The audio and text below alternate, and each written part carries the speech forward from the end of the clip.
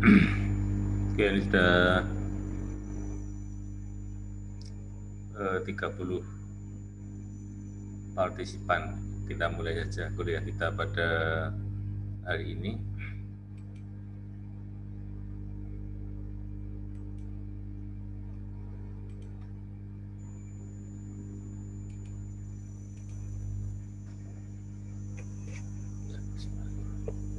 Assalamualaikum warahmatullahi wabarakatuh. Waalaikumsalam warahmatullahi wabarakatuh. Ya, marilah kuliah kita yang ke-7 ya. Pada pagi hari ini kita awali dengan berdoa bersama membaca basmalah. Bismillahirrahmanirrahim.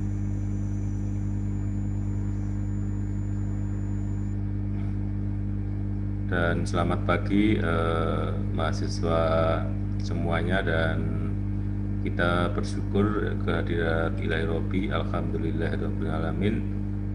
Segala puji bagi Allah Tuhan semesta alam.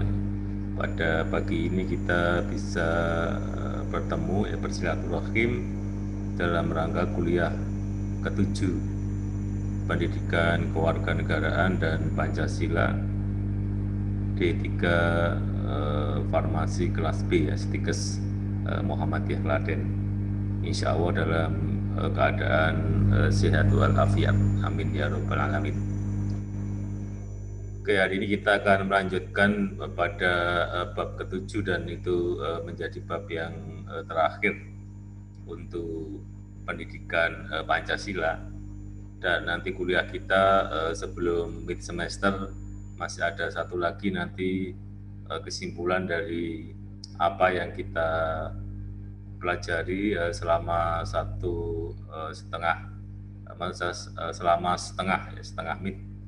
semester ya. Karena nanti setelah mid semester kita akan membahas tema yang baru tentang pendidikan kewarganegaraan ya. Bahannya juga hampir sama ya, tebalnya babnya ya hampir sama dengan satu buku yang kita pelajari selama setengah semester ini tentang pendidikan Pancasila. Oke, sebelum kita masuk ke bab 7 ya, sekaligus persiapan nanti yang bab 7 ya, yang mendapat tugas bab 7 nanti seperti mulai kuliah yang lalu, nanti salah satu melakukan presentasi menyeluruh ya. Nanti sisanya menyampaikan kasusnya. Nah, sebelum saya tunjuk, kalau ada yang sukarela presentasi untuk yang bab 7 yang menyeluruh ya, silakan Anda nanti usulkan, silakan Anda usulkan di chat bisa ya, atau Anda langsung sampaikan dengan suara juga boleh ya. Silakan kalau yang mendapat giliran bab 7 ingin presentasi menyeluruh ya, silahkan. Nanti kalau enggak akan saya tunjuk, kalau enggak ada yang secara sukarela nanti saya tunjuk salah satu untuk presentasi yang menyeluruh ya. Sisanya tentu hanya kasusnya yang akan disampaikan di forum Zoom ini. Oke, kita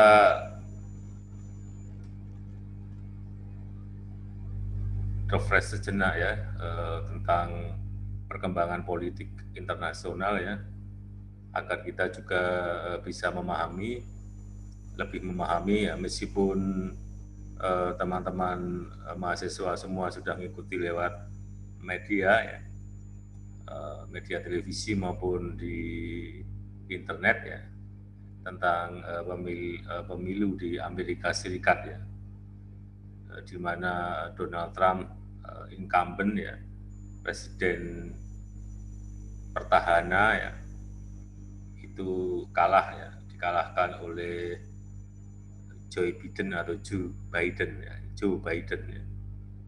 tulisannya Joe Biden. Ya, saya kira ini juga salah satu presiden yang hanya dipilih oleh penduduknya secara demokratis hanya sekali ya, Karena di Amerika itu juga sama dengan di Indonesia ya, seorang presiden hanya boleh dipilih selama 2 periode. Sementara sebenarnya Donald Trump kan baru 1 periode, cuma di sana periodisasinya kan 4 tahun ya. Kalau di Indonesia kan 1 periode 5 tahun ya. Kalau di Amerika 4 tahun sebenarnya terlalu singkat ya bagi Donald Trump untuk menjadi presiden Amerika. Makanya dia sampai hari ini yang saya lihat di media kan belum mengakui kekalahannya ya. Jadi di Twitternya pun dia masih menganggap bahwa dirinya juga menang. Saya kira ini juga sama ya. Tidak hanya yang terjadi di Indonesia, yang kalah pun pada awal-awalnya juga tidak merasa kalah terlebih dulu ya. Mungkin ada tuduhan kecurangan dan sebagainya ya. Nah itu yang terjadi juga dengan Donald Trump. Nah sebenarnya pemilihan Amerika itu seperti apa toh? Di sana kan tidak one man one vote ya, tidak seperti di Indonesia ya. Jadi bisa jadi seorang presiden itu dia memperoleh suara terbanyak secara nasional one man one vote-nya, tetapi dia tidak jadi presiden ya. Coba kita lihat sebentar salah satu paparan dari Duta Besar Amerika ya.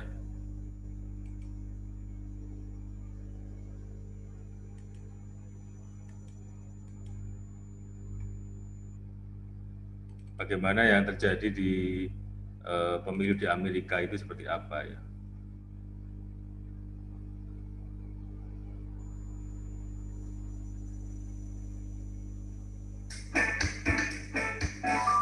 Bagaimanakah sistem pemilu di Amerika?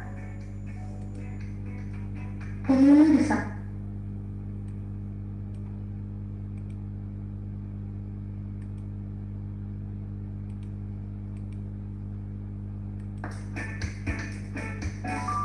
Bagaimanakah sistem pemilu di Amerika?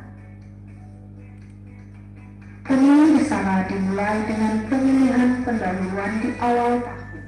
Di sini masing-masing Partai Republik dan Partai Demokrat akan memilih beberapa calon presiden dari partai mereka. Setelah itu, para calon presiden dari kedua partai akan saling bertemu. Cara pemilu pendahuluan berlangsung dan siapa yang berhak memilih berbeda tiap negara bagian. Perbedaan mendasar adalah di beberapa negara bagian, setiap warga negara bisa memilih. Sementara di negara bagian lain, hanya pemilih terdaftar yang boleh memilih siapa yang jadi calon presiden.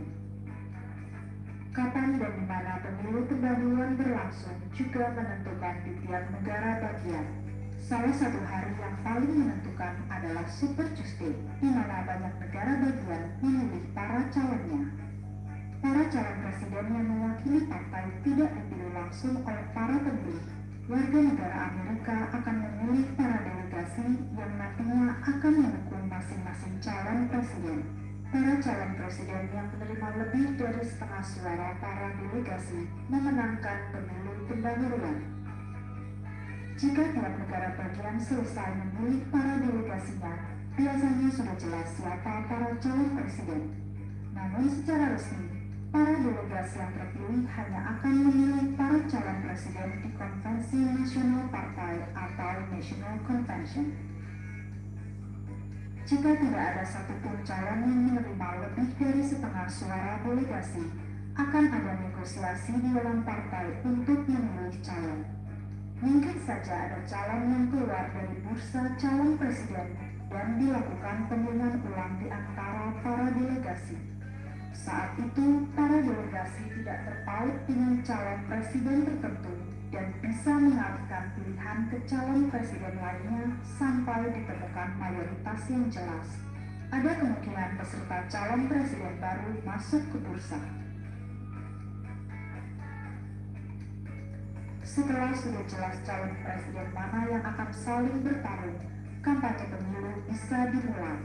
Pemenang dari kampanye ini akan ditentukan para pemilih di hari pemilihan umum. Hari itu, para pemilih sah yang berusia di atas 18 tahun boleh memilih. Seperti di pemilu pendahuluan, mereka tidak langsung memilih, tetapi mereka memilih elektor yang akan mendukung salah satu calon presiden. Setiap negara bagian punya jumlah elektor yang berbeda tergantung populasinya. Jadi nantinya akan ada sejumlah elektor dari negara bagian yang mendukung calon presiden dari Partai Demokrat dan sejumlah elektor dari negara bagian yang mendukung calon presiden dari Partai Republik. Tapi ini belum berakhir, karena hampir setiap negara bagian menerapkan prinsip pemenang mengambil semua. Contohnya jika sebuah negara bagian punya 10 elektor, yang 6 memilih Partai Demokrat dan yang 4 memilih Partai Republikan.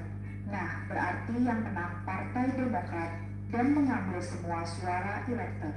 Partai Republik tidak mendapatkan suara di negara bagian tersebut. Itu sebabnya di beberapa negara bagian pemilu jadi sangat serius. Karena misalnya di negara bagian Texas mayoritas memilih Partai Republikan dan di California mayoritas memilih Partai Demokrat. Tetapi ada beberapa negara bagian yang belum jelas. Negara bagian tersebut dikenal sebagai swing state. Contohnya Florida, biasanya tidak jelas partai mana yang akan menang di sana.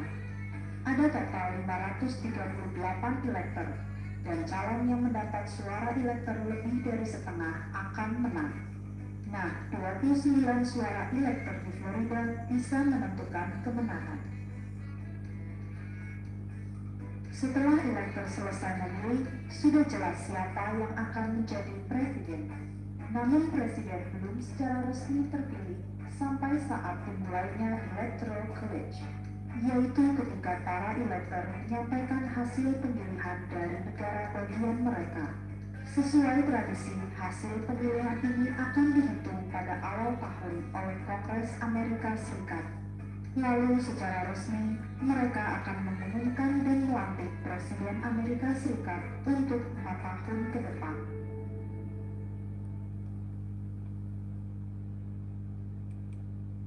Ya, ini untuk memberi gambaran. Bagaimanakah sistem bagaimana perbedaan antara pemilu di Amerika dan pemilu di Indonesia? Kalau di Indonesia kan one man one vote ya, satu suara ya, satu orang satu suara, dan itu langsung diketahui pemenangnya. Kalau di Amerika ya ternyata tidak tetap one man one vote ya, tetapi tidak otomatis yang terbanyak secara kumulatif dari individu-individu itu menjadi pemenang di Presiden Amerika Serikat. Dan itu banyak juga terjadi calon-calon presiden ya suara kumulatifnya banyak, tapi dia tidak bisa menjadi presiden ya, karena kalah dalam pemilihan lewat elektoral tadi, elektornya tadi. Jadi masing-masing negara bagian itu memiliki keterwakilan, jadi hanya memilih elektor ya. Elektor itulah nanti yang akan memilih presiden ya. Nah, tapi asumsinya sebenarnya memang secara umum kalau one man one vote-nya itu menang ya, harusnya kan juga menang, tapi ternyata tidak. Karena apa? Karena ada yang hilang ketika kemudian tadi disebutkan ya, dalam satu negara bagian ya ada 6 elektor, ada 10 elektor ya, 6 itu elektornya katakanlah misalnya Joe Biden ya, yang 4 itu adalah elektornya dari Donald Trump ya. Maka di satu negara bagian itu yang 4 itu hangus, jadi yang sah menjadi 6 menjadi milik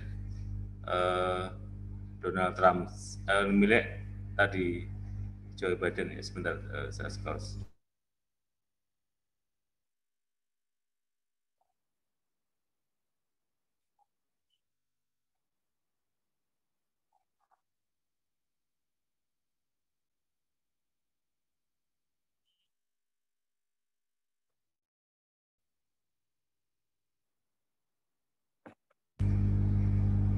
Oke, saya lanjutkan lagi.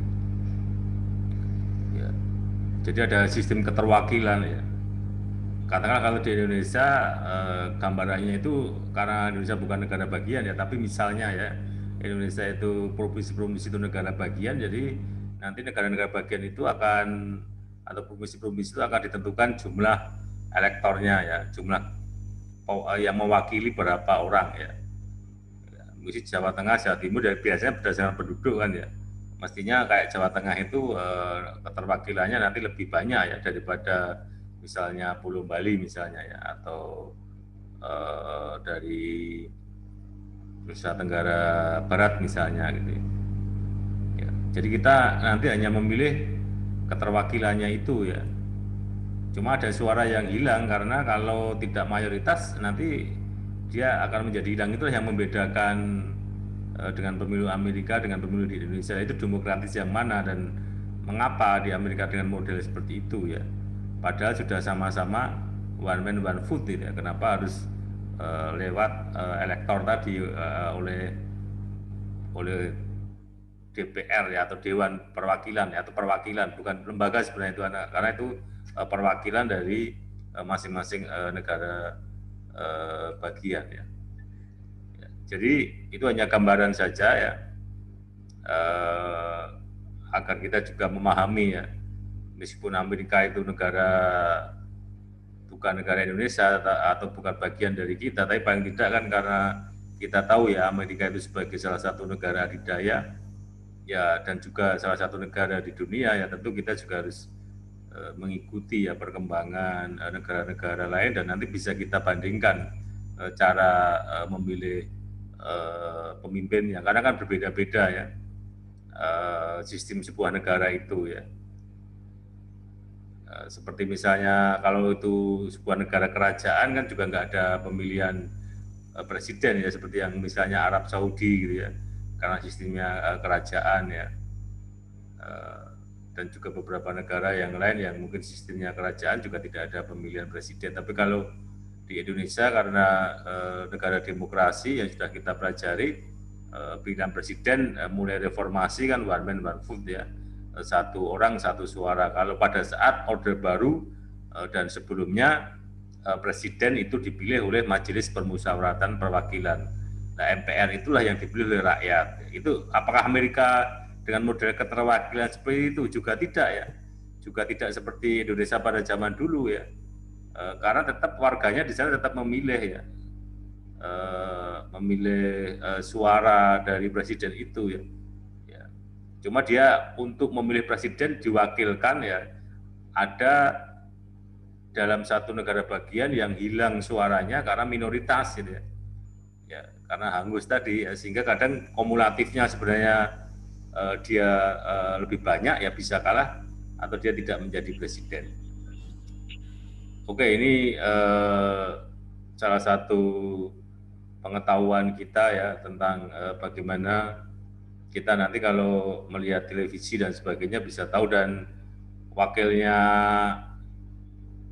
presiden Amerika ini kan juga seorang perempuan dan kulit hitam ya, dari kulit hitam, dan ini memang satu-satunya atau pertama kali ya dalam sejarah Amerika itu memiliki wakil presiden perempuan yang dari kulit hitam ya, dan ini salah satu prestasi juga emansipasi wanita ya, isu gender menjadi salah satu yang menarik. Nanti kalau Anda pelajari juga visi misinya juga cukup menarik juga ya. Kalau Joe Biden ini kan salah satu visi misinya sebenarnya dia mau, dalam salah satunya dia akan menaungi ya suara Muslim di Amerika ya. Tapi di sisi yang lain Joe Biden juga akan melegalisasikan LGBT ya.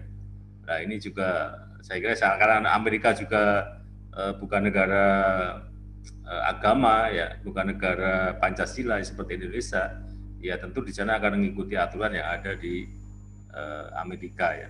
Ya, ini yang bisa Anda amati nanti. Ini salah satu studi kasus ya.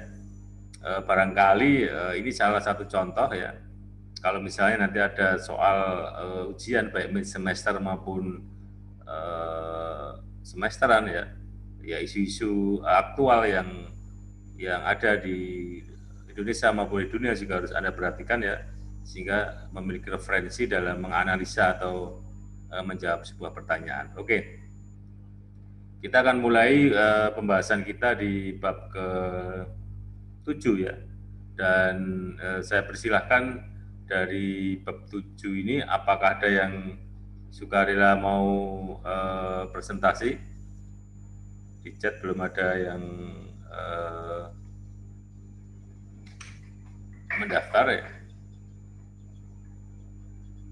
Kalau tidak saya tunjuk ya, enggak, yang nanti semua presentasi, cuma yang mau presentasi pertama yang paparan menyeluruh tidak ada. Oke, saya tunjuk tadi, saya sampling, sudah saya download.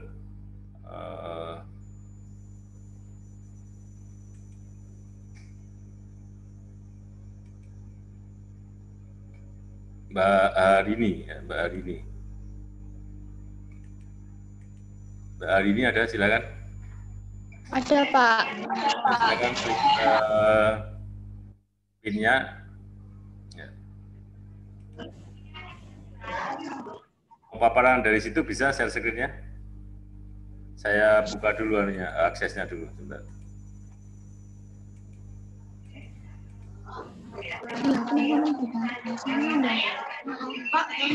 Pak, bisa dibantu ke sana, Pak? Hah? Mana, Pak?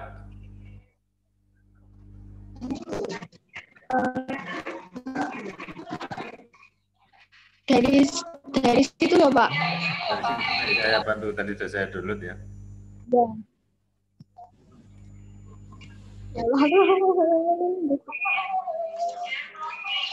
Ya, silakan dimulai Mbak Ari. Yang lain seperti biasanya silakan diperhatikan ya. Siapkan satu pertanyaan masing-masing peserta ya, semuanya nanti akan saya sampling ya. Siapa yang wajib bertanya ya, atau nanti kalau ada yang mau sukarela bertanya juga saya beri kesempatan untuk bertanya. Silakan Mbak Riani Dwi Saputri. Assalamualaikum warahmatullahi wabarakatuh. Perkenalkan, nama saya Rini Dwi Saputri. Di sini saya ingin mempresentasikan materi bab 7, mengapa Pancasila menjadi dasar nilai pengembangan ilmu. Pancasila sebagai dasar nilai pengembangan ilmu. 1. Konsep Pancasila sebagai dasar nilai pengembangan ilmu. Pancasila sebagai dasar nilai pengembangan ilmu mengacu pada beberapa jenis pemahaman. Pertama, bahwa setiap ilmu pengetahuan dan teknologi atau IPTEK yang dikembangkan di Indonesia haruslah tidak bertentangan dengan nilai-nilai yang terkandung dalam Pancasila. Kedua, setiap IPTEK di Indonesia harus menyertakan nilai-nilai Pancasila sebagai faktor internal. Ketiga, nilai-nilai Pancasila sebagai rambu normatif bagi pengembangan IPTEK di Indonesia. Keempat, pengembangan IPTEK harus berakar dari budaya dan ideologi bangsa Indonesia sendiri atau yang lebih dikenal dengan istilah indigenisasi ilmu atau mempribumikan ilmu.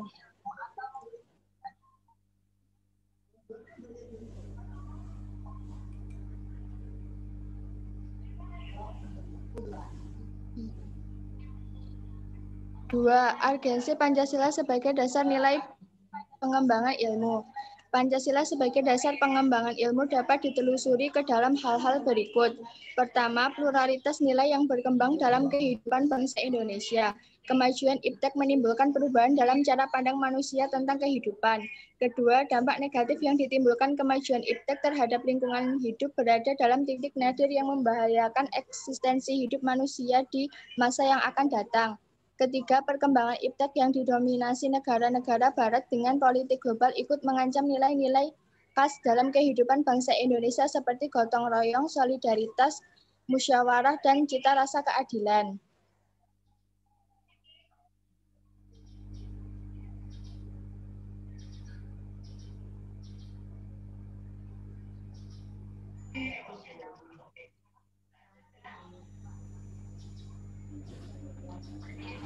B.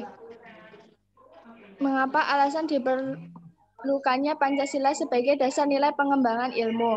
Alasan Pancasila diperlakukan sebagai dasar nilai pengembangan IPTEK dalam kehidupan bangsa Indonesia meliputi hal-hal sebagai berikut. Pertama, kerusakan lingkungan yang ditimbulkan oleh IPTEK baik dengan dari percepatan pembangunan daerah tertinggal maupun upaya peningkatan kesejahteraan masyarakat perlu mendapatkan perhatian yang serius.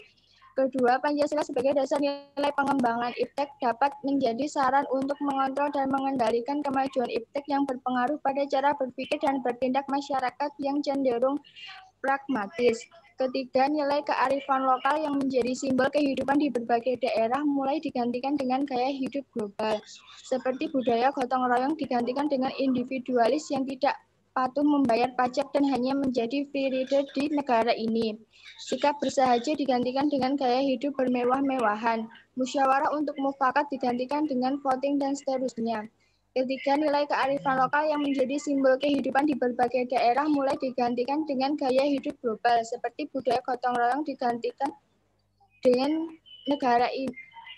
di negara ini. Sikap bersahaja digantikan dengan gaya hidup bermewah-mewahan, musyawarah untuk mufakat digantikan dengan voting dan seterusnya.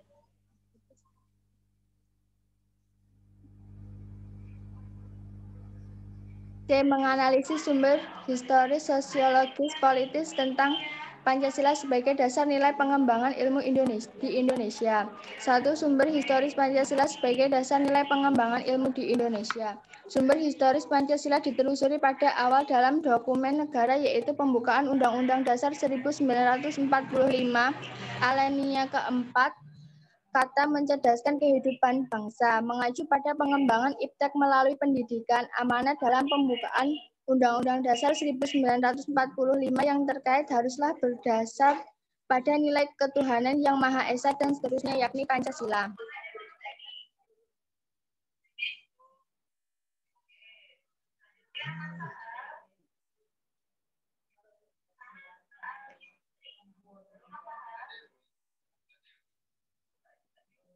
Dua, sumber sosiologis Pancasila sebagai dasar nilai pengembangan ilmu di Indonesia. Sumber sosiologis Pancasila sebagai dasar nilai pengembangan iptek dapat ditemukan pada sikap masyarakat yang sangat memperhatikan dimensi ketuhanan dan kemanusiaan sehingga manakala iptek tidak sejalan dengan nilai ketuhanan dan kemanusiaan, biasanya terjadi penolakan. Contohnya penolakan masyarakat atas rencana pembangunan pusat pembangkit listrik tenaga nuklir di Semenanjung. 3. Sumber politis Pancasila sebagai dasar nilai pengembangan ilmu di Indonesia. Sumber politis Pancasila sebagai dasar nilai pengembangan ilmu di Indonesia diruntut dalam berbagai kebijakan yang dilakukan oleh para penyelenggara negara. Dokumen pada masa Orde Lama dapat dilihat dari pidato Soekarno ketika menerima gelar Dr. Honoris Causa di UGM. Dengan demikian, perkembangan nilai Pancasila zaman Orde Lama belum secara eksplisit dikemukakan, tetapi dikaitkan langsung dengan dimensi kemanusiaan dan hubungan ilmu sanama.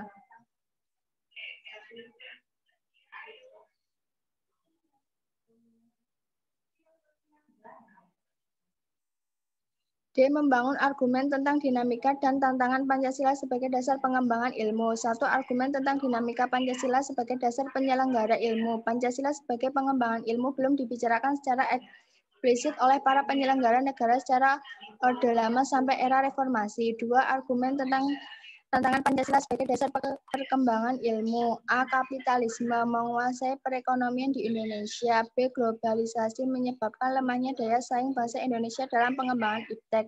C. Konsumerisme menyebabkan negara Indonesia menjadi pasar bagi produk teknologi negara lain yang lebih maju. D. Pragmatisme berorientasi pada 3 ciri yang workability atau keberhasilan, satisfaction atau kepuasan, dan result atau hasil. E. Mendeskripsikan esensi dan urgensi Pancasila sebagai dasar nilai pengembangan ilmu untuk masa depan. 1. Esensi Pancasila sebagai dasar nilai pengembangan ilmu. 2. Urgensi Pancasila sebagai dasar nilai pengembangan ilmu.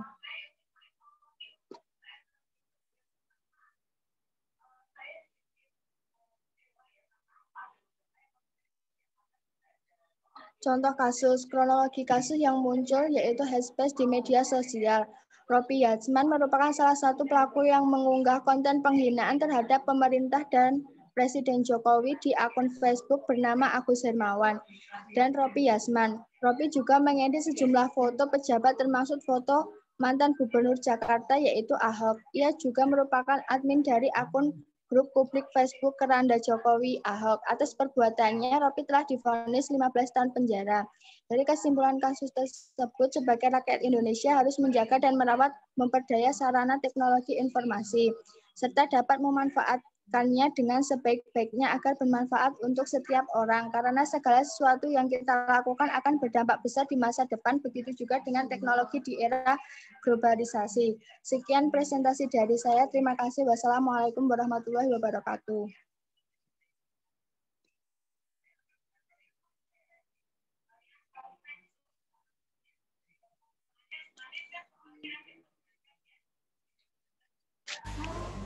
Oke, sudah disampaikan ya paparan oleh Aryani. Ya, selanjutnya kita akan pertanyaan dulu ya sebelum nanti kelompok, maksud saya anggota yang lain menyampaikan kasusnya ya. Ini saya buka secara sukarela terlebih dulu. Untuk dua penanya, silahkan sebutkan namanya nanti ya. Kemudian pertanyaannya atau tanggapannya seperti apa. Silakan kalau ada bisa lewat chat atau langsung Anda klik mic-nya ya, di unmute, di mute, silakan. Yang mau bertanya secara sukarela. Saya Pak mau bertanya Pak. Oke, ada dua ya, Mbak Anis sama Mas Saiful Amri ya. Oke, Mas Saiful Amri dulu, silakan. Iya Pak. Ya. Saya mau bertanya apa saja dampak positif dan negatif dari iptek dalam bidang sosial. Terima kasih. Ya, diulang sekali lagi Mas, mungkin biar dicatat oleh Mbak Aryani. Diulang sekali lagi ya.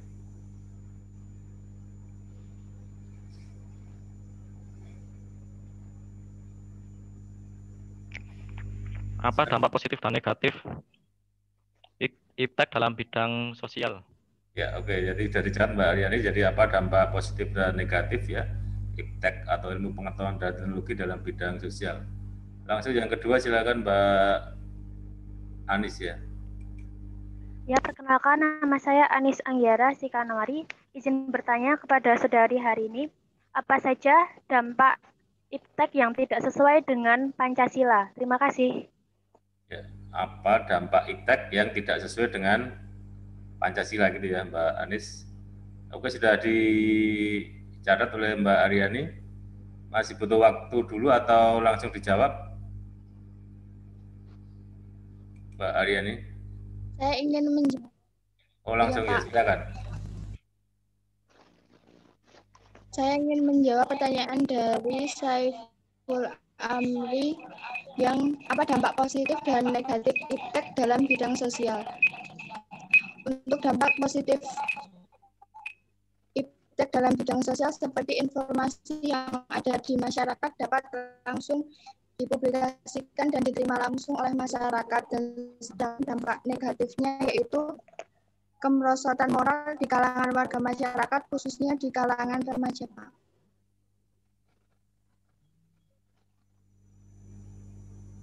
Ya, mungkin Mas Amri ada tanggapan balik atau sudah cukup?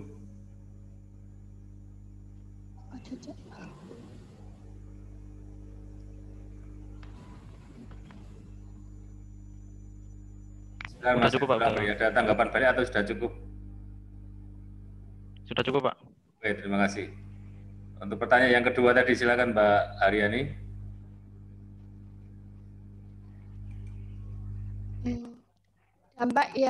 Dampak iptek yang tidak sesuai dengan Pancasila yaitu seperti bullying di media sosial. Penggunaan media sosial yang tidak mengenal umur dan gender membuat pengguna media sosial bersemena-mena dengan pendapat yang mereka keluarkan. Selain contoh bullying, juga ada penipuan online di mana penipu yang berkeliaran di online mempunyai sikap yang individualis karena tidak memikirkan orang lain yang mereka tipu dan tidak berkemanusiaan. Sekian. Ya, mungkin Mbak Anis ada tanggapan cukup? Ya Pak, cukup. Terima kasih. Oke, terima kasih untuk Mbak Aryani. Dan sementara dua penanya dulu ya. Kita akan lanjutkan dulu untuk paparan kasus untuk yang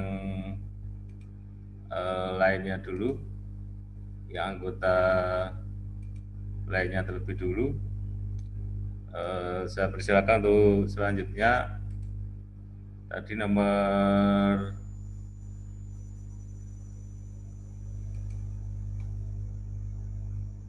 absen yang kejatah dari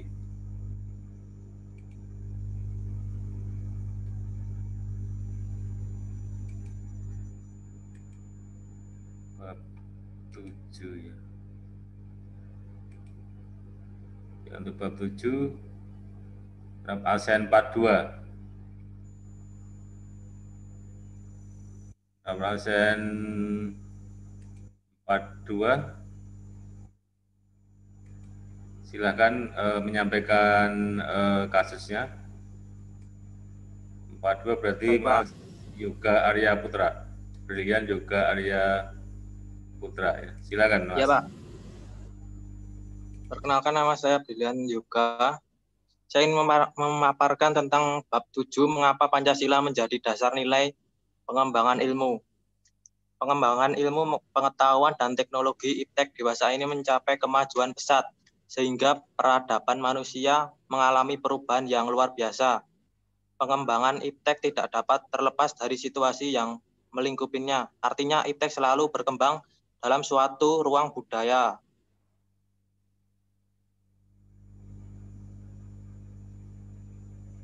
Konsep Pancasila sebagai dasar nilai pengembangan ilmu. Pengertian Mas Yoga, langsung ke kasusnya saja. Langsung ke kasusnya. Pak. Yang terakhir ya. Ya Pak. Ya, silakan Mas Brilian juga ya.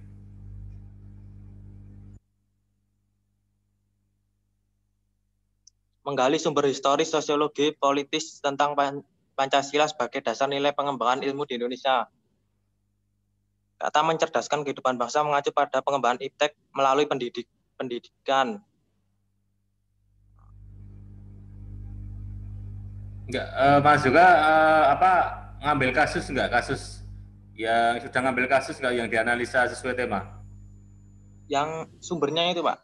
Ya, kasus-kasus atau contoh ya, contoh peristiwa atau berita yang terkait dengan tema itu ya, seperti yang lain itu ya, kasus kayak tadi Mbak Nurhayati tadi dia ngambil kasus tentang Undang-Undang ITE ya,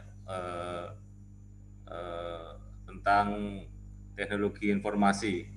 Lah mungkin Mas Brian juga ngambil kasus yang relevan, ambil studi kasus apa di dalam materinya itu? Sudah belum?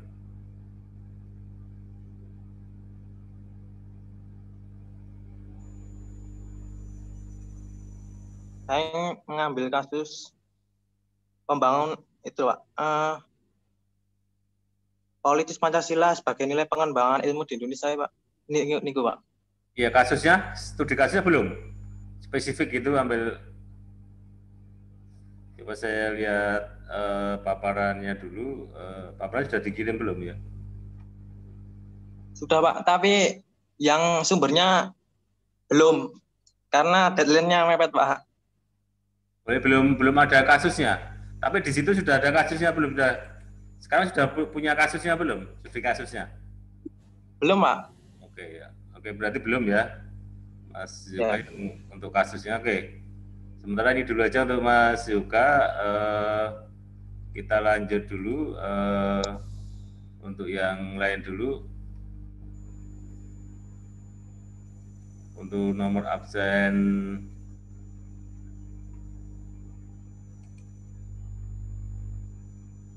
49 Mbak Nurhayati tadi berarti absen 56. 56 Putri Auliasari ya, Putri Auliasari. Silakan Mbak. Ya Pak. Ya. Saya akan menyampaikan kasus bab 7. Ya, silakan.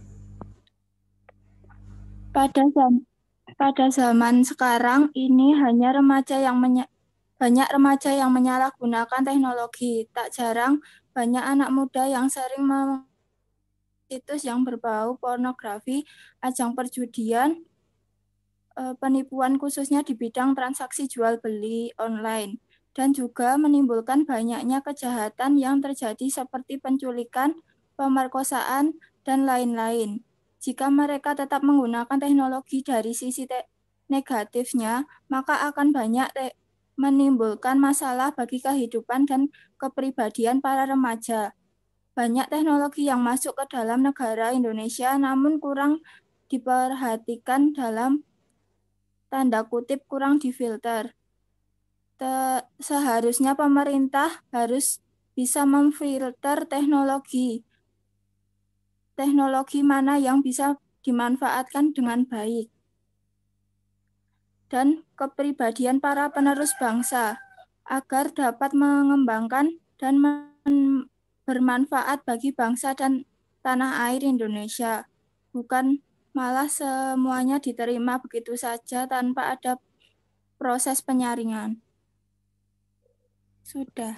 Oke, terima kasih Mbak Putri Auliasari ya tentang teknologi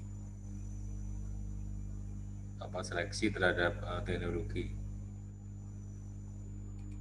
Ya, selanjutnya nomor absen 63 ya. Sherly Nur Azizah. Silakan Mbak Sherly Nur Azizah.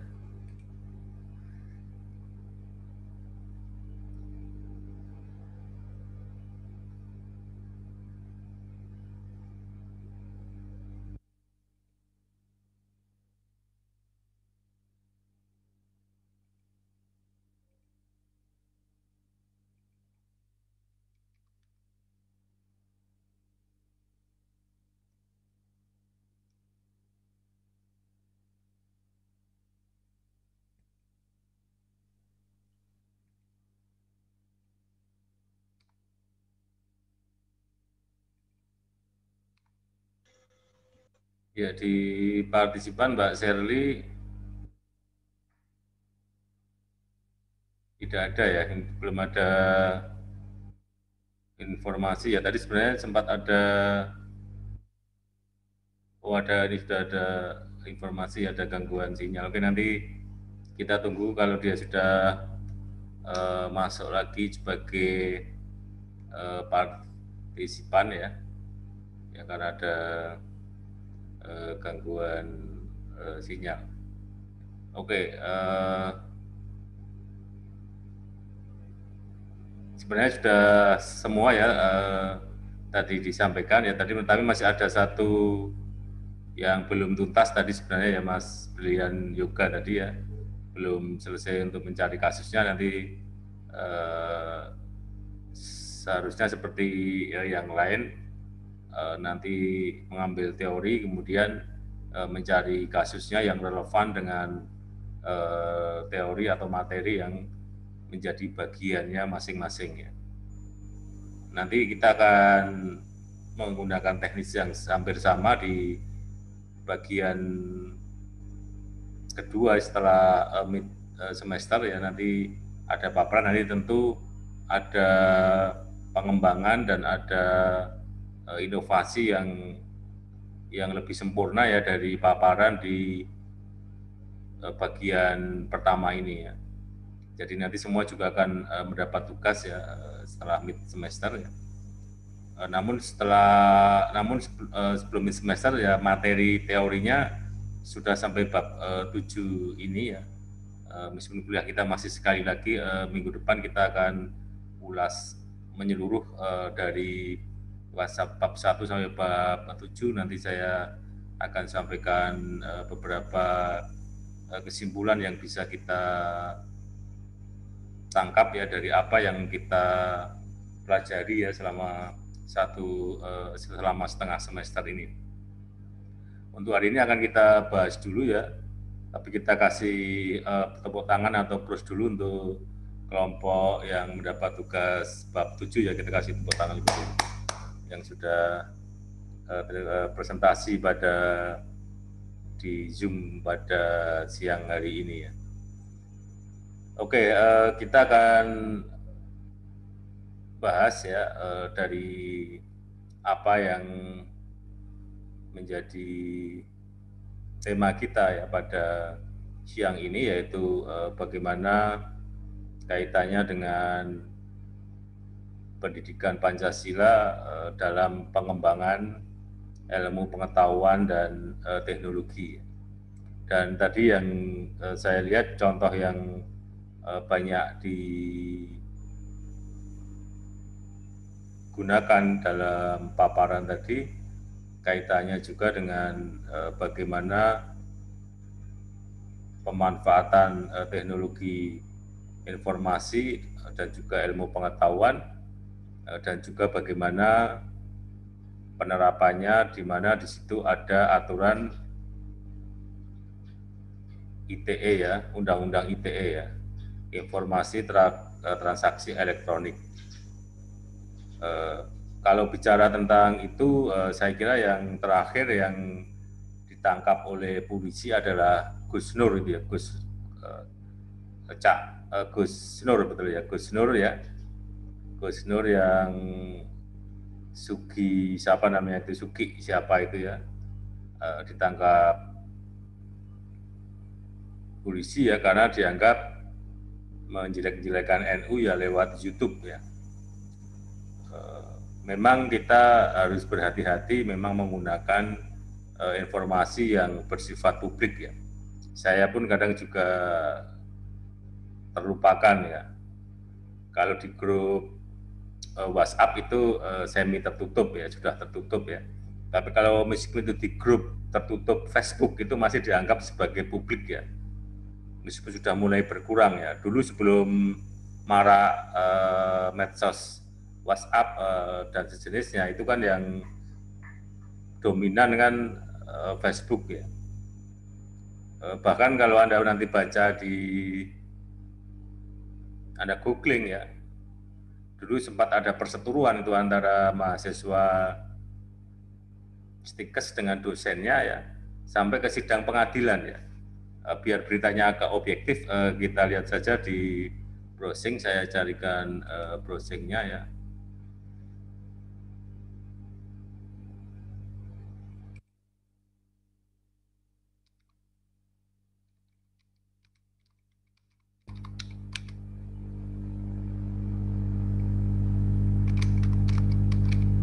Saya carikan dulu.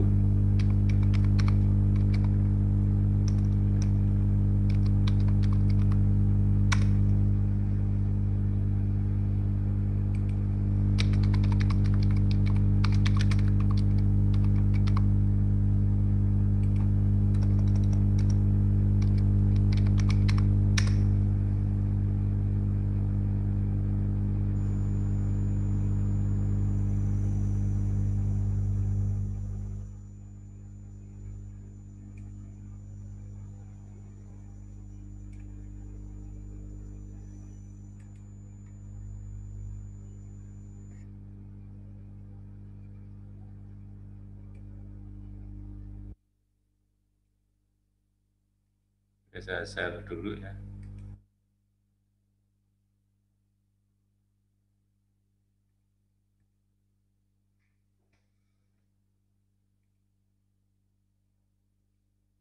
Oke, ini judulnya salah satu media yang munafik ya, News Occasion ya.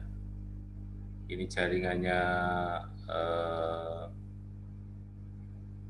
TV One ya. Gara-gara Facebook, mahasiswa ini diseret ke meja hijau ya.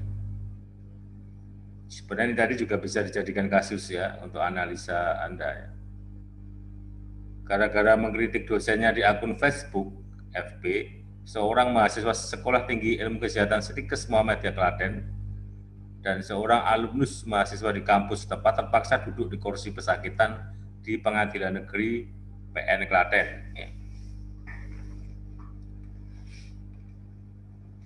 dalam persidangan yang digelar Kamis, ya, masih sudah 2015 ya, tapi jejak digitalnya tidak akan hilang ya.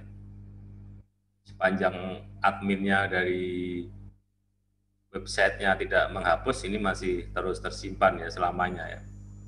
Kemarin oleh Jaksa Penuntut Umum mahasiswa Muhammad Dimas Yulian Saputra 21 tahun dan alumni mahasiswa Fajar Purnomo 24 didakwa melanggar pasal 27 ayat 3 J pasal 45 Undang-Undang Nomor 11 tahun 2008 tentang Undang-Undang Informasi Teknologi dan Elektronik ya, Undang-Undang ITE, dan pasal 310 kitab ya, ini bukan kitab Undang-Undang Hukum Pidana KUHP tentang pencemaran nama baik ya. Sidang perdana yang dimulai pukul 10.50 sampai 11 dijaga ekstra ketat aparat Polresta Klaten. Sidang dengan nomor perkara dan seterusnya, bertindak dan seterusnya, berdasarkan pada dakwa tersebut, Dimas dan Fajar ini telah melakukan pencemaran nama baik terhadap salah seorang dosen Haji Mawardi di akun FB Kamis 20 Juni 2013 ya, sudah cukup lama juga. Semula Dimas berdiskusi di grup FB kampus berakun BEM Muhammadiyah Stikes, dan di diskusinya Dimas dan Fajar menyoroti kondisi kampus yang tidak transparan terkait konsep dan pola pendaftaran panitia pengenalan program studi PPS Stikes Muhammadiyah Klaten. Dalam diskusi internal itu ternyata keduanya menyebut Mawardi bukan orang Muhammadiyah. Hal ini membuat Mawardi berang hingga akhirnya Mawardi yang memperoleh kabar tersebut dari rekannya Khairul Hana Mustafa langsung melaporkan ke aparat Polres Klaten sebelum dilimpahkan ke JPU dan memasuki persidangan. Apa yang dilakukan Dimas dan Fajar ini telah menyerang Mawardi di depan publik. Dalam kesempatan itu, diskusi di FB ada muatan penghinaan dan pencemaran nama baik. Makanya didakwah Undang-Undang ITE dan pencemaran nama baik, kata JPU Sirustari. Menyikapi dan tersebut, tim penasihat hukum terdakwa merasa heran karena menganggap diskusi yang dilakukan olehnya termasuk kritik biasa. Dalam diskusi itu tidak ditemukan unsur pencemaran nama baik. Kami heran kenapa ada dakwaan Undang-Undang ITE juga, padahal itu dilakukan di grup internal kampus di akun FB. Grup itu hanya bisa diakses oleh internal kampus. Hal ini akan kami jadikan salah satu materi dalam eksekusi ke depan, kata penasihat hukum terdakwa Rizkam Bindarim. Ya, ini salah satu contoh ya sidang di pengadilan ya yang melibatkan ya antara salah satu dosen di Stikes Muhammadiyah Klaten dan salah satu mahasiswa dan salah satu alumni mahasiswa di Stikes Muhammadiyah Klaten. Putusan akhirnya apa? Putusan akhirnya adalah kedua orang ini dengan sah dan meyakinkan ya telah melanggar ya Undang-Undang ITE dan dinyatakan salah dan dihukum ya pidana selama 10 bulan dengan masa percobaan ya. Karena ada kata-kata masa percobaan ya, maka mahasiswa itu tidak ditahan ya. Tetapi kalau nanti melakukan ulang ya selama 10 bulan itu tanpa sidang pengadilan, maka yang bersangkutan bisa langsung di penjara ya.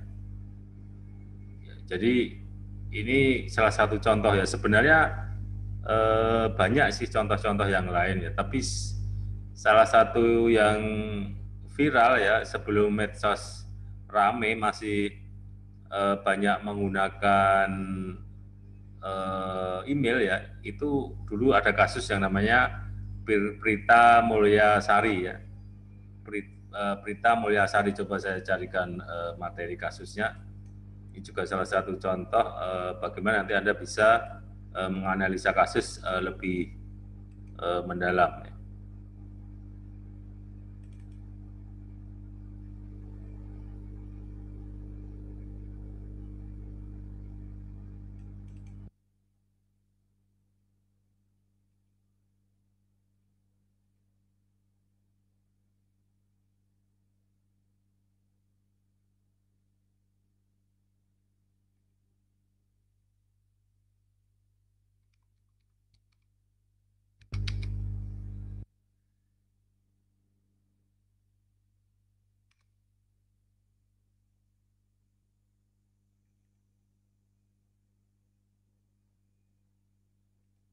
Ya, ini saya carikan dulu, agak terjajal.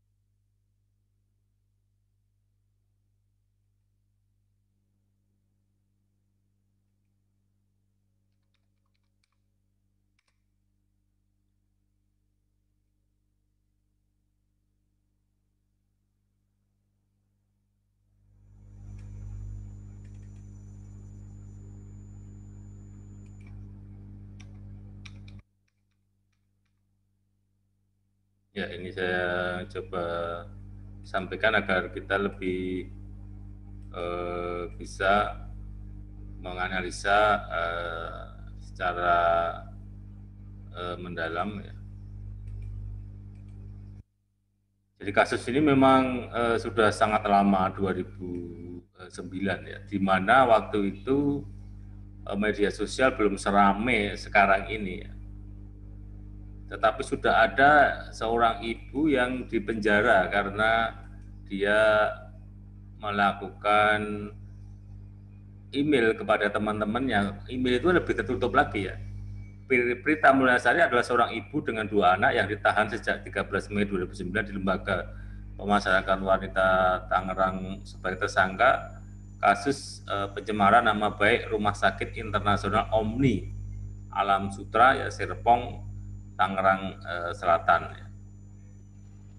Berikut ini kronologi terjadinya kasus ini ya. 15 Agustus 2008, Prita mengirim email yang berisi keluhan. Waktu itu Facebook pun belum begitu ramai ya. 2009 juga sudah ada Facebook sih ya. Tapi kalau WhatsApp belum ada ya.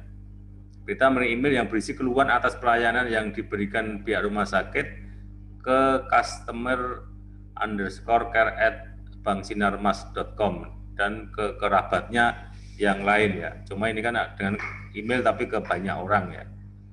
Dengan judul penipuan Rumah Sakit Omni Internasional Alam Sutra. Email menyebar ke berbagai milis dan forum online ya.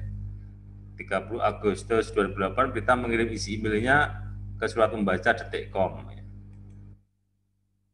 5 September 2008 Rumah Sakit Omni mengajukan gugatan pidana ke Direktorat Reserse Kriminal Khusus. 11 Mei 2009 Pengadilan Negeri Tangerang memenangkan gugatan perdata Rumah Sakit Omni. Prita terbukti melakukan perbuatan hukum yang merugikan Rumah Sakit Omni. Prita difonis membayar kerugian material 161 juta sebagai pengganti uang klarifikasi di Koran Nasional dan 100 juta untuk kerugian imaterial oleh Pengadilan Negeri Tangerang. Ini dulu kemudian terkenal dengan apa yang disebut dengan koin ya, koin untuk Prita ya. Jadi banyak yang membantu dan terkumpul lebih dari 161 juta ya. Jadi membayarnya uang itu dengan uang recehan dibayarkan ke Rumah Sakit Omni ya. Ini sebagai salah satu bentuk reaksi dari publik ya, protes dari publik ya, dukungan moral ya terhadap Prita Mulyasari. Namun Prita mengajukan PK ya, peninjauan kembali ke Mahkamah Agung. Mahkamah Agung mengabulkan permohonan PK tersebut. Dengan putusan PK ini Prita bebas dari hukuman 6 bulan penjara dengan masa percobaan 1 tahun. Putusan PK dikeluarkan pada Senin ya, oleh Majelis Hakim Agung yang dipimpin oleh Joko Sarwoko dengan anggota Surya Jaya dan Suhadi.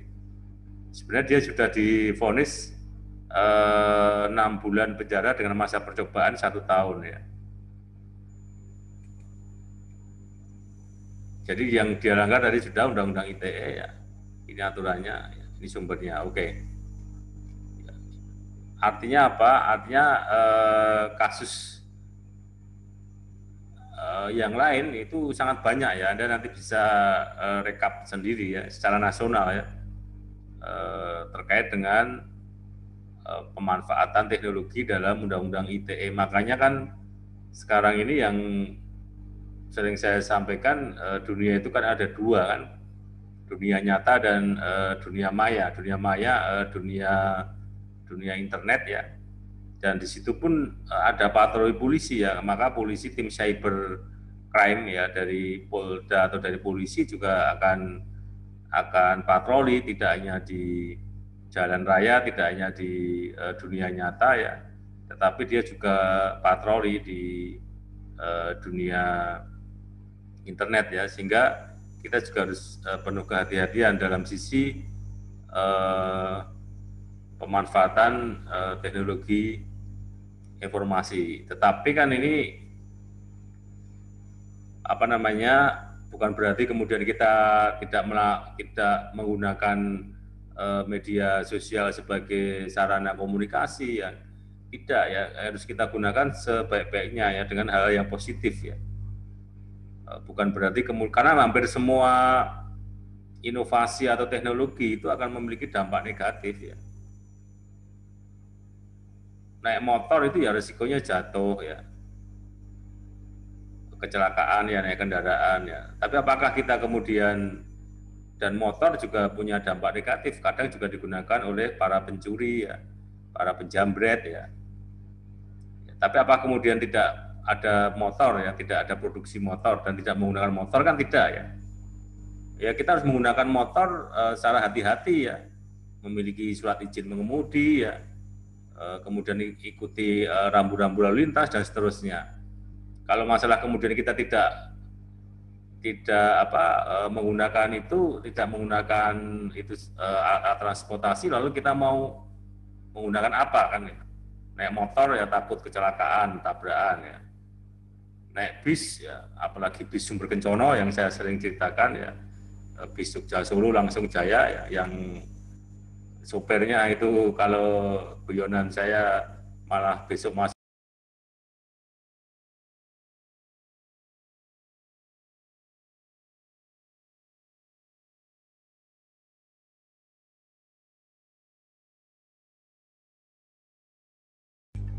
ya, ada kendala jaringan ya. Saya lanjutkan lagi ya. Jadi kalau kita takut ya terhadap alat transportasi ya, mana alat transportasi yang paling aman ya? Naik bis juga sering kecelakaan, naik kereta api juga kadang kecelakaan, naik kapal laut ya takut tenggelam ya, dan sering juga kapal laut tenggelam atau terbakar. Naik pesawat takut jatuh ya. Bahkan di dalam rumah saja tidur kadang juga kerobohan rumah ya, jadi akhirnya kan juga nggak mau kemana lagi kan itu ya akhirnya kan tetap kita harus gunakan ya, kita manfaatkan teknologi itu tetapi dengan rambu-rambu yang jelas ya. Kalau memang misalnya naik motor, naik mobil kita belum punya SIM ya jangan mengendarai motor ya, kayak gunakan miliki dulu SIM ya, kemudian STNK-nya ya, itu kan aturan-aturan yang baku ya. Kemudian di jalan ya harus ikuti rambu-rambu lalu lintas ya. SIM itu dalam arti memang harus sudah ada harus ada keahlian untuk mengendarai ya, meskipun barangkali ya karena SIM itu kan untuk mengecek atau sebagai bukti ya, kita bisa mampu mengendarai itu kan surat izin mengemudi ya. Kalau punya SIM tapi tidak bisa mengemudi atau mengendarai ya itu ada proses yang salah ya. Ya paling tidak Anda punya keahlian dan secara yuridis juga memiliki itu ya. Kemudian dari sisi kendaraan juga harus memiliki STNK ya, sehingga ketika ada patroli, ada operasi ya kita tidak ketakutan ya. Kemudian rambu-rambu lalu lintas harus dipenuhi. Sama ketika kita menggunakan teknologi ya, informasi juga harus seperti itu ya. Memang di dalam situs-situs itu kan ada yang harus usia 18 plus ya.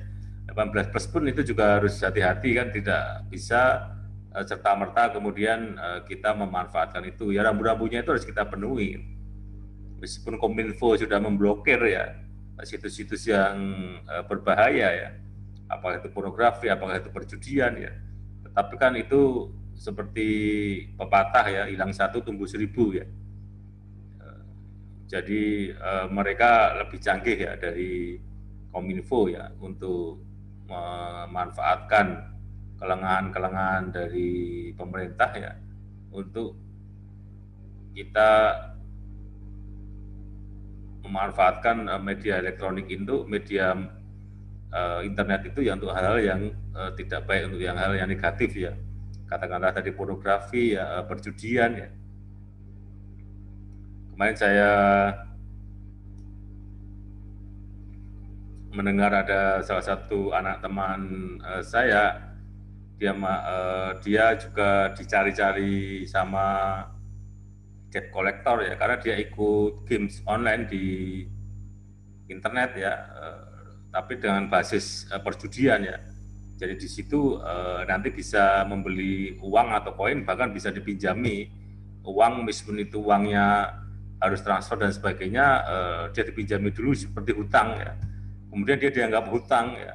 Ketika sudah memiliki hutang, maka panitia yang mengadakan judi itu nanti menagih pada orang yang kalah judi tadi. Mungkin dia sudah punya hutang sekian puluh juta ya, bahkan ratus juta ya, ditagih, dan tim debt collector-nya sudah tim yang lain ya.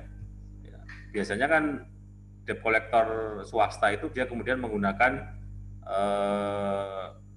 orang-orang yang semacam preman ya untuk menagih hutang. Jadi dicari kemana-mana suruh membayar hutang, padahal dia tidak hutang dalam arti hutang sesungguhnya dengan kredit, itu tidak. Dia hanya ikut di game online yang di situ memunculkan perjudian ya. Itu harus perlu kehati-hatian juga ya dari kita ya dalam memanfaatkan ilmu pengetahuan dan teknologi itu secara baik ya.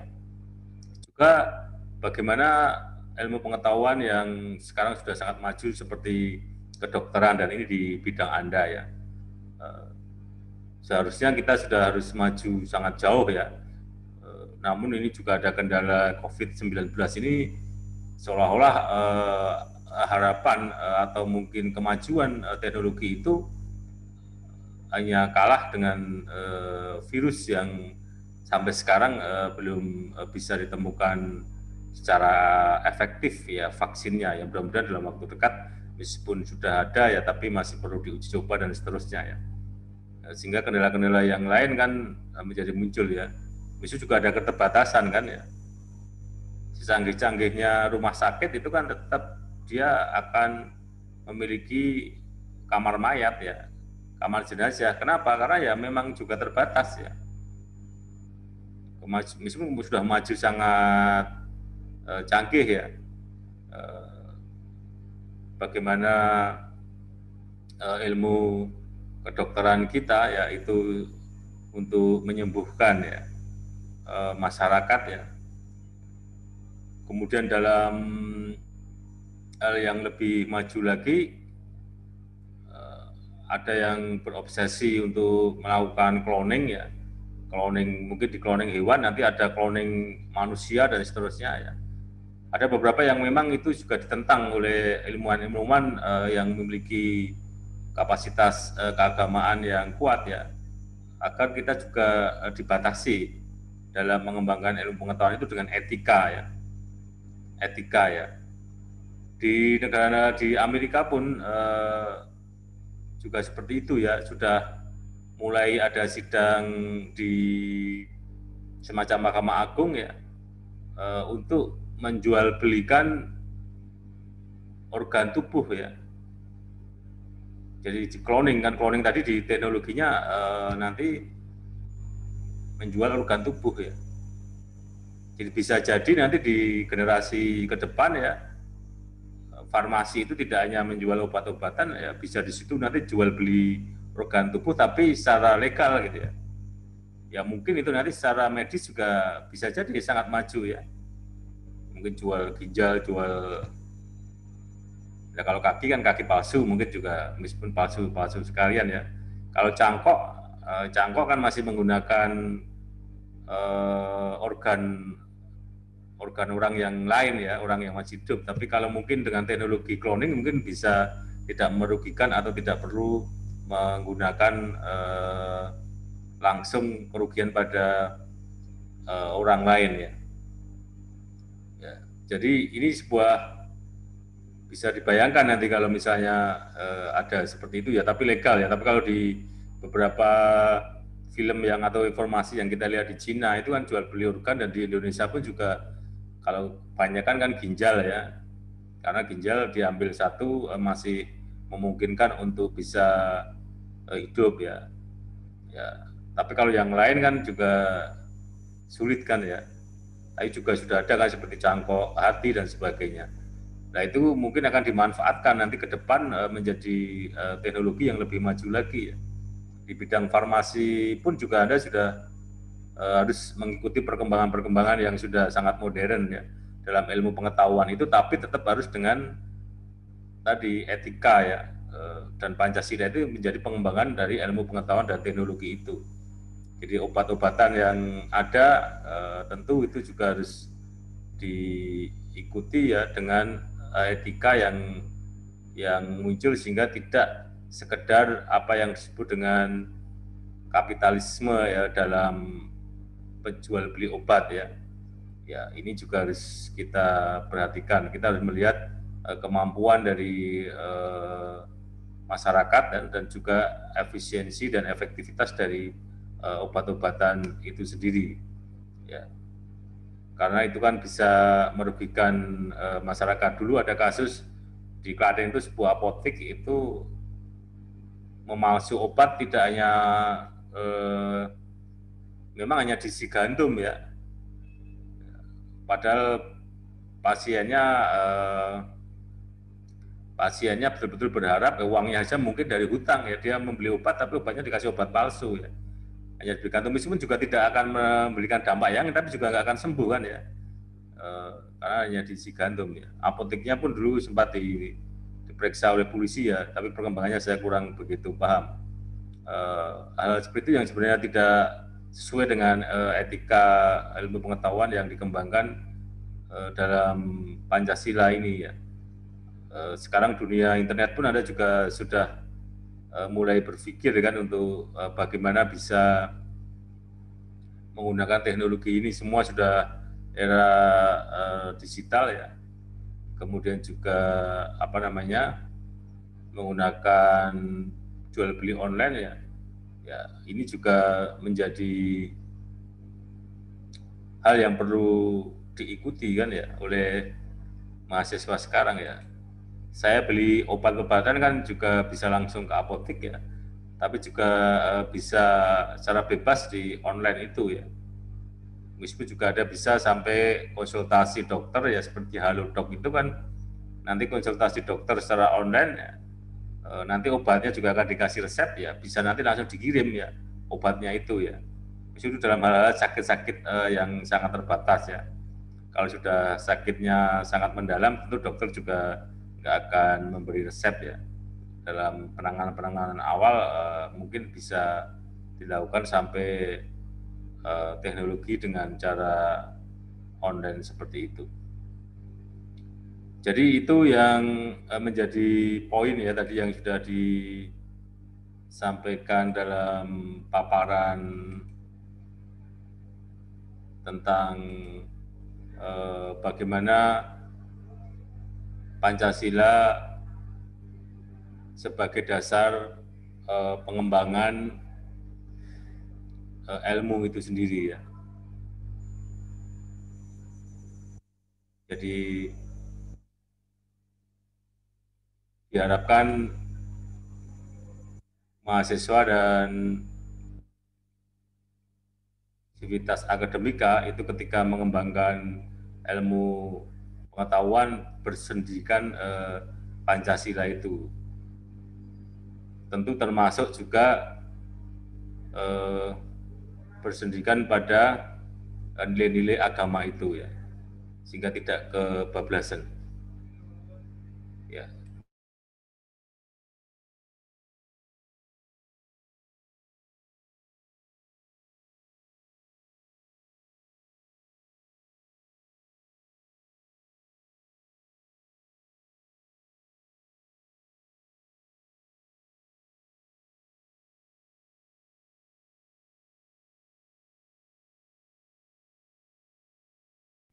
Oke, sebentar ada tamu ya, saya lanjutkan. Jadi juga sudah waktunya. Mungkin ada perlu yang disampaikan, ada pertanyaan dari mahasiswa ya. Saya lihat yang YouTube hari ini tadi juga baru 2 yang menge-share ya linknya ya. Paling lambat kan minggu depan ya. Saya kira kalau yang sudah selesai bisa di-share hasil atau dikirim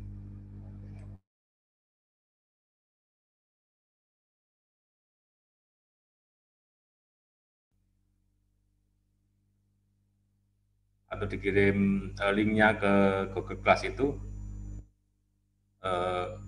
sehingga nanti bisa kami pelajari, meskipun masih paling lambat untuk tugas itu nanti minggu depan ya, dan minggu depan kuliah yang ke-8, kuliah yang terakhir untuk sebelum mid semester. Oke, ada pertanyaan sampai di sini? Silakan kalau ada pertanyaan.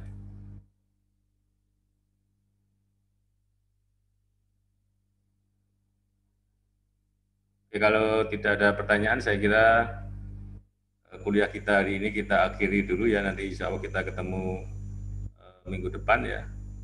Mari kita akhiri bersama dengan berdoa membaca hamdalah bersama-sama. Alhamdulillahirrahmanirrahim. Alhamdulillahirrahmanirrahim. Assalamualaikum warahmatullahi wabarakatuh. Waalaikumsalam. Terima kasih, Pak. Ya, Terima kasih, Pak. Ini saya